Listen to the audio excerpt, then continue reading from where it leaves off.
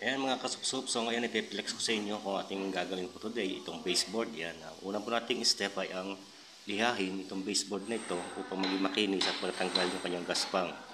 Then pag makinis na siya, ay lalapatan na ng all wood stain, walnut po ang ating gagawin dyan sa pag-apply ng wood stain. Yan. And then susunod natin ang sealer at tatapot natin ng dead flat lapis lang po ang ating tatapot dyan. Yan mga kaidol. Yun, hanggang doon. Gamit po ang oil wood stain. Yan. Napakasimple lang at sana meron kayong natutunan sa video ito. At yan o. At dito naman sa labas, ito ang ating mga pinto. Yung gaganda o. Walnut. So may balot na siya para hindi siya masira yung mga kantuhan. Yan, kahit pasok-sok, yan o. Okay na siya, maganda na. At dead flat lang po, hindi siya makintab, kaya ganyan ang kulay niyan. Yan ang gusto po ng may-ari. Yan o. At sana ay meron kayong natutunan sa video ito. At share na lang po.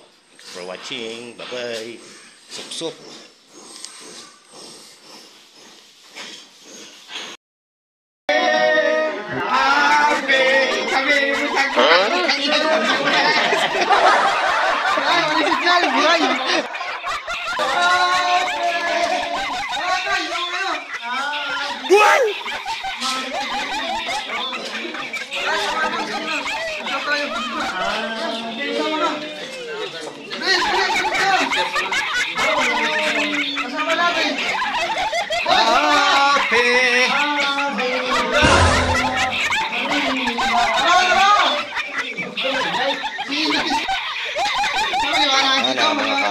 Suksok dahil birthday niya. So, meron siyang blowout sa amin mga tropa. Ayan. Ayan. Ating mga kasama. At ang forma ng mason. Okay, okay, okay.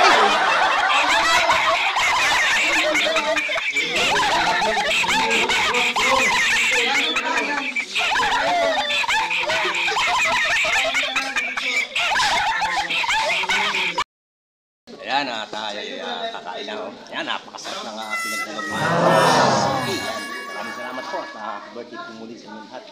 Ayan, sayang-saya mga tropa. Ayan, One eternity later. Ayan, basa mga pintor sa pag-uwi. Ayan, ayan, basang-basa. Dahil napakalakas po ng ulan. Ayan, ayan. Kawawa mga pintor, pasma ang mga kamay.